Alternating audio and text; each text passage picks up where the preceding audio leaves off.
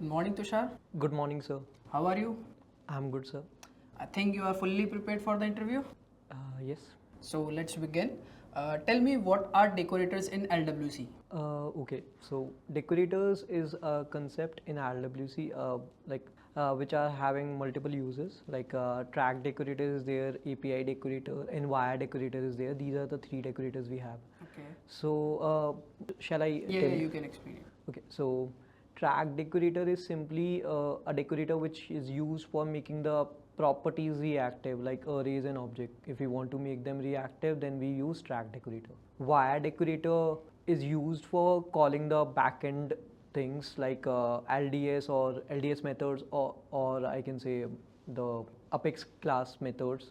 If we want to call, we use wire decorator.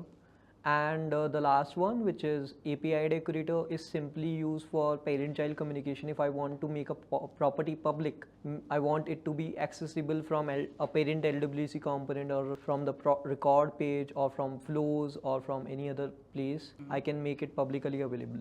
Okay. So what is the default behavior of the at track, and what if it changed? Like it still react to the changes? I didn't get you, sir. Like do that particular property still react to the changes if we use the track or if we don't use the track? Okay, so yeah, so track basically we use for non-primitive properties like arrays and objects. When it comes to properties like primitive ones, which stores a string properties, we are using for storing string, number, kind of thing. The basic things, if we are storing, then we need not have to use track decorator because they are by default reactive. If we'll make the change in them, then automatically the UI will render. UI will show the updated value.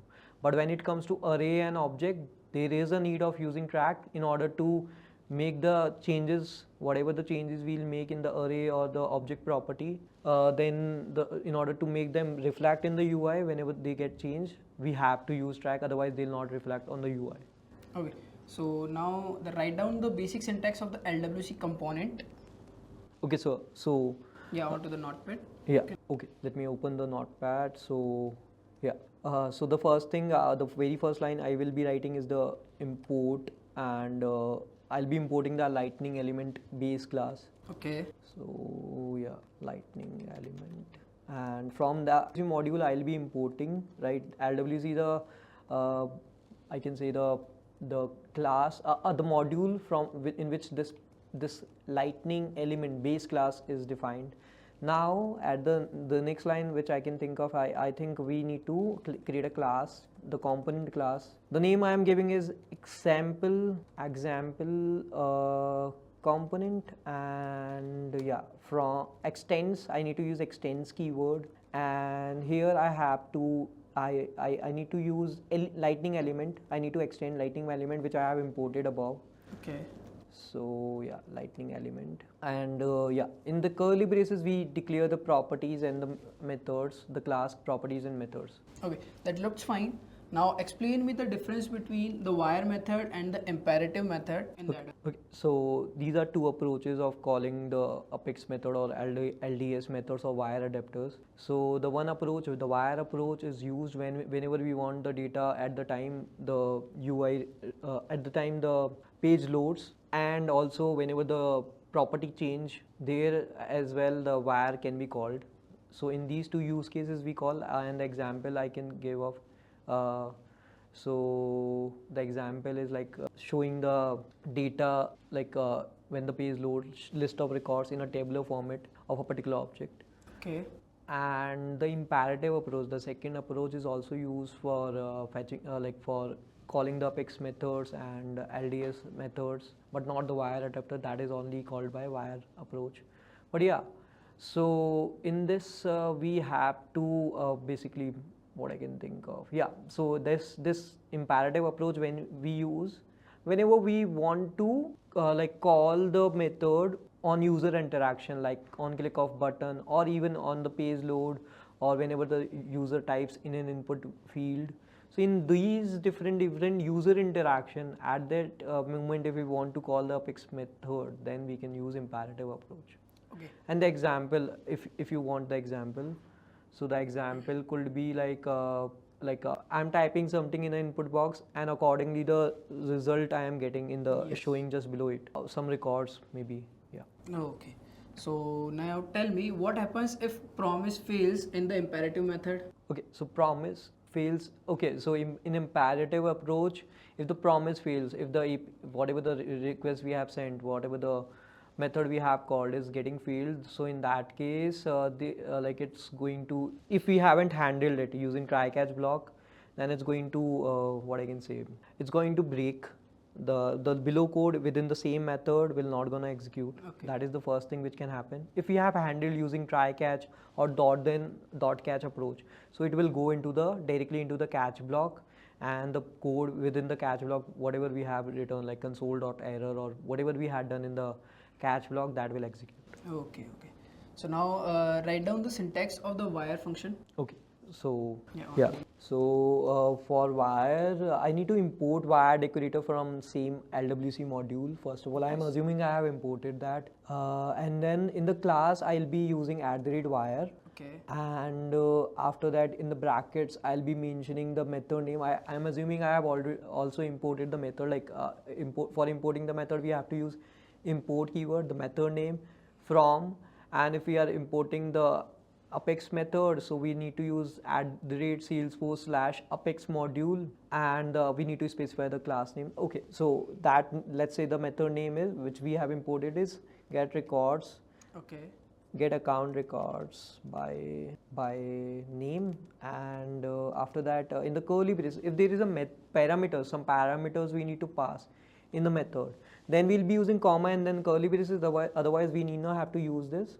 Okay. But yeah, if we want the parameters to be specified, then the curly braces and the property name exact same as the parameter name we need to specify here, like name equal name colon, and then the value, whatever the value we want to pass. Okay, that's great. Now imagine like there is a situation, you are working on a record detail page within the LWC component. So there is a LWC component, okay, and that particular component there is a button. Now the situation is when you click that particular button of that particular record, now the owner record field gets updated with the current user who has logged in. As you said, like I need to on click of a button, I need to assign the record a record owner, which is going to be the current logged in user. Okay, so for that I have to, as it is a record page, I can use some predefined things, like I can use record ID property with which I need to make public, so that from the record page automatically it will get the record ID assigned. Like whenever the page loads, the record ID will get assigned to it. The other thing which I can use is like I can import the user ID from, I think maybe, I'm not very sure, like @Salesforce/user/ID. This is something I can use to get the record ID of the current logged in user. Okay. After getting these two things, now I can use a LDS or the Apex. I think the best approach is LDS one. So I'll be using a method, update record method, and through that, in that I'll be passing the record ID as well as the owner ID, the current logged in user owner ID. And yeah, so that's, I'll be calling that something which I'll be calling from on a button click, and it's going to assign the. Okay, so the thing is like now what if that particular logged in user don't have the permission to like update or change the owner records, then how will you handle this? Okay, so if the current logged in user is not having the access, then it's going to throw an error. But yeah, I can handle those errors. Like I can show a pop-up that you using toast that you do not have the access to this particular thing. Also, in order to avoid any kind of error or the Apex class to get stopped, so I can use I can do check the permission, the user is having the permission to update the record or not. By using schema class I can do that. Other than that, I can, in Apex I can do that using that, and in LWC also at the front end level also I can check the permission. I'm not very sure about the module, but I think there is a possibility that I can check at the front end as well. Okay. So these are the two things I can think of right now. Okay. So as you like above mentioned in your previous answer about the LDS and the Apex. So like my next question is on the basis of the LDS. Like what is LDS? Okay, so LDS is basically Lightning Data Service. That is something which is used when you do not want, or when you want like LDS is something which comes up with some predefined methods, some modules which are having some Apex code already written, Apex functionalities already there, which can for creating a record, updating a record, deleting a record, getting the picklist values, getting the object info. So these things we can get through LDS, and based on that there are some LWC components as well. Okay. Like record form, record edit form. Okay. So like why we would use like the LDS over the Apex to handle the records? Okay, so the reason I can think of, obviously when we write a code Apex, that's going to be time consuming. That is the one reason. Okay. If there is something already defined, why to go for Apex? The second reason is it's having it's powerful, it's more efficient as it is defined by the Salesforce itself. So it's more efficient and optimized. All the best practices are followed. I can see that. So that's why it's better to use LDS over Apex. Okay. So now explain me the lifecycle hooks in the LWC, and along with not just the name of those lifecycle hooks, just explain a little bit about the use of each one of them. Okay, sir. So the connected callback constructor, the very first is constructor, and so in the there are 5 to 6 lifecycle hooks. Constructor is the first one. As we know, in a class there is a constructor, so that is basically called whenever the instance or the object get created. So in LWC we do not see these kind of things, but yeah, definitely what happens is like whenever you put a component on a page, the first thing which get called, or when a page loads, or that components constructor will get called. That is the very first thing. And the next thing is connected callback. Connected callback is get called whenever the component get connected to the UI. Okay. So that is something which get called at that very moment. And both constructor and connected callback, we can initialize the property values, and and we can call the methods like Apex methods to fetch the data from the database. That is the let's say suppose at the very starting of the, what I can say, on the page load, I want to display some records. So just after the loading thing happens, then the records to be displayed, that can be done in connected callback. Like I can fetch the records, I can assign it to the property, and I can use that property in the HTML part. Okay. And then comes the render callback. Render callback get called whenever the UI get renders. Renders means any change happens in the UI, like any property changes. Just after that the UI renders, and after the UI renders, render callback is something which get called. In that we can we can simply verify the UI got rendered or not. This is something which I can think of the use case. And the last second thing is disconnected callback, which is used whenever the UI get disconnected, the component get disconnected from the UI. There we use disconnected callback. And the last one, error callback, is get called whenever the child components do get any error, runtime error we get in the child component, and in the child, or I can say descendant component. So okay. So now tell me the differences between the connected callback and the rendered callback, and like which one to use over the other. Okay, so so for this let me just tell you one thing happened when I was implementing one scenario, when I was doing some coding thing in the LWC in one of my project. So what happened at that very moment, that I did initialize the property value in the rendered callback. Okay. And because of that, what happened is my UI rendered, and after the UI render, as I said, like render callback do get called, and that made it into the infinite recursion, right? So that's what happened there, and that's why I got to know, the major thing is that in connected callback, whenever it comes to changing the property values or initializing the properties, that is something can be done in connected callback. But in render callback, we should avoid doing this, because render callbacks get called in the render callback whenever the UI renders. So that is the major difference I feel there is in between connected callback and render callback. Okay. So there is one more question related to the LDS again. Like what happens if two components use the the LDS for the same record? Like how is the consistency maintained for that? How is the consensus? Yeah, okay. There are, as you said, like there are two components Yes. using say LDS. Okay. Okay. So yeah. So here there is a concept called internal caching thing.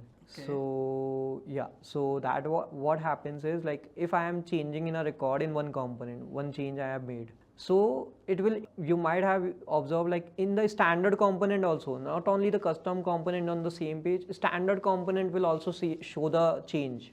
If we are making the change using LDS, if they are using the same records, then standard or custom, whatever the components are there on the same page, they'll all show the changes from one component to one of the record. If the other components are showing the data of those records, then they'll also reflect those changes automatically using LDS. That is one more benefit of LDS we have. All right, all right.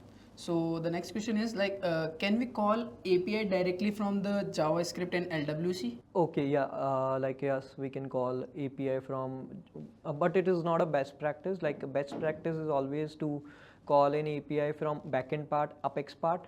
But yeah, if there is a need as per the requirement, then we can definitely call from LWC also, like JavaScript, we can call an API. But yeah, we need to put it in the Salesforce like as a trusted URL. There is a something called as trusted URL, trusted site kind of thing. So there we need to set that URL, then only Salesforce will allow us to call that API. Okay, so what if the API call needs the authentication kind of things, and how will you handle this thing? Yeah, so like it's simple, like in JavaScript also we can handle the authentication and all. Like we can pass whatever the header required there, we can pass using the fetch method. In the first argument we'll be passing the endpoint, and in the second argument we can pass the authorization access token and all, whichever the thing required for that particular API. So in this way we can handle. Okay, so now tell me what is DOM and how does it factor into the LWC? Okay, so DOM is simply document object manipulation, and what was the next question, sir? And like how it factor into the LWC? Okay, so yeah, let me tell you. So DOM is simply document object model and not manipulation, sorry.